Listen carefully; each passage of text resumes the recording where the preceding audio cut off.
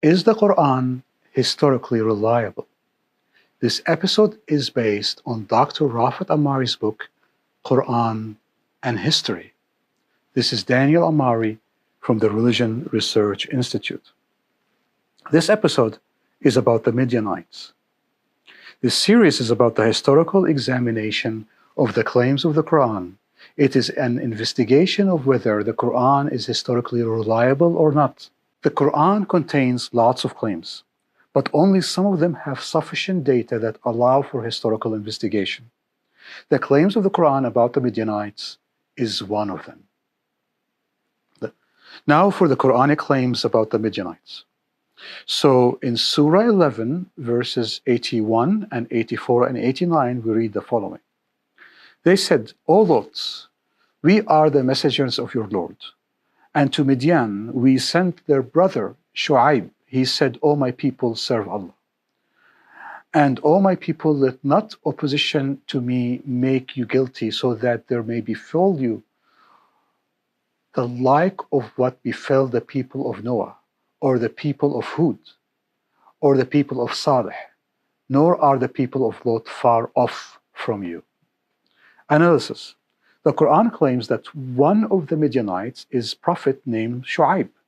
Shu'aib warned the Midianites.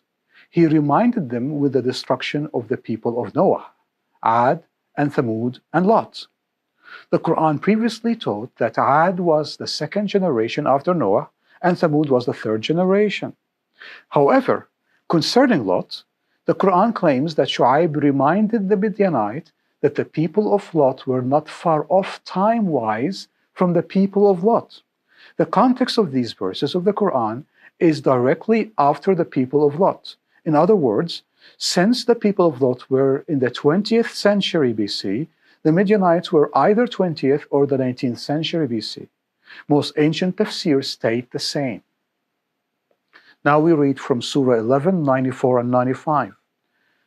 And when our decree came to pass, we delivered Shu'aib and those who believed with him by mercy from us, and the cry overtook those who were unjust, so they became motionless bodies in their abodes, as though they had never dwelt in them.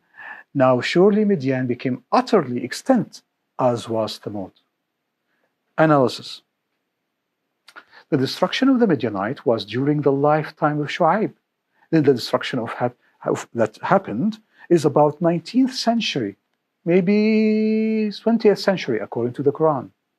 The destruction was utterly complete. Midian became utterly extinct, as did Thamud. They were destroyed by the mythical cry. Summary.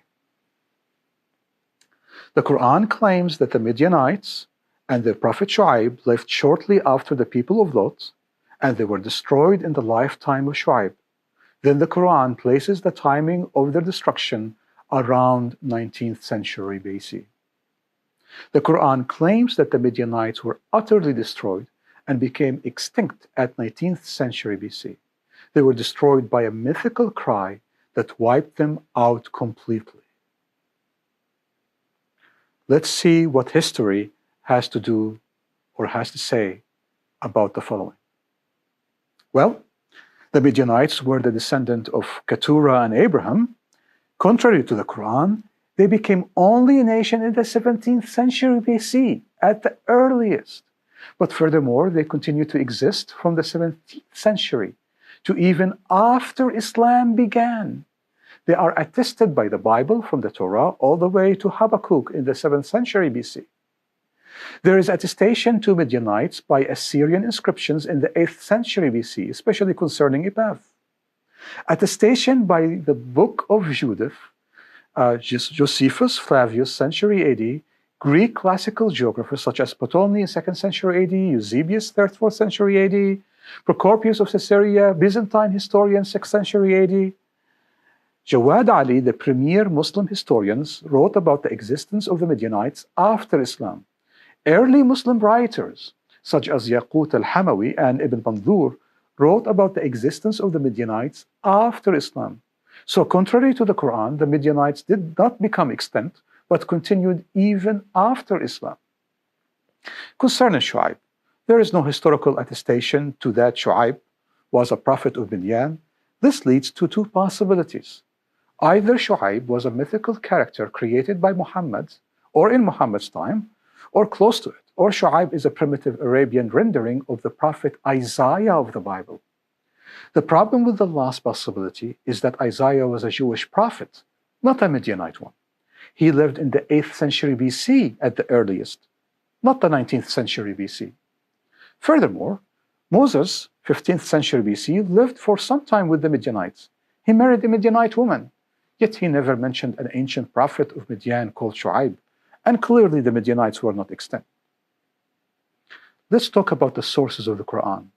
Where did the Quran get these ideas and myths from? Muhammad took multiple sources to construct the account of the Quran. He heard the name Midian, then he associated them with the time of Lot, 20th, 19th century BC. Then he assigned them a prophet Isaiah, Shu'aib, of the 8th century BC, and then utilized a Zoroastrianistic myth of the destruction of the nation by a cry by a god or an angel. When we compare this episode with the previous two about Ad and Thamud, we begin to establish a pattern about the Quran, a pattern about its claims and its sources. We notice that the claim of the Quran about the Midianites are of the same pattern of Ad and Thamud. First, the Quran picks a random name of a tribe or nation, assigns them the wrong location. Second, the Quran assigns that nation a random date that is contrary to history.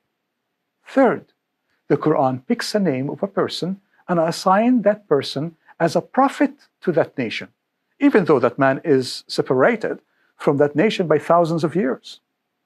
Fourth, that prophet warns that nation and reminds them the destruction of other nations. Fifth, the nation is utterly destroyed by a mythical cry. Six, the sources of the Quran are Arabian, pagan, Zoroastrian myths which Muhammad heard from his contemporaries and from poets who lived before him. This suggests that the Quran reflects that 6th, 7th century AD primitive Arabian mentality in dealing with history. The author of the Quran confuses myth with facts. Furthermore, ignorance of both geography and historical chronology is on display.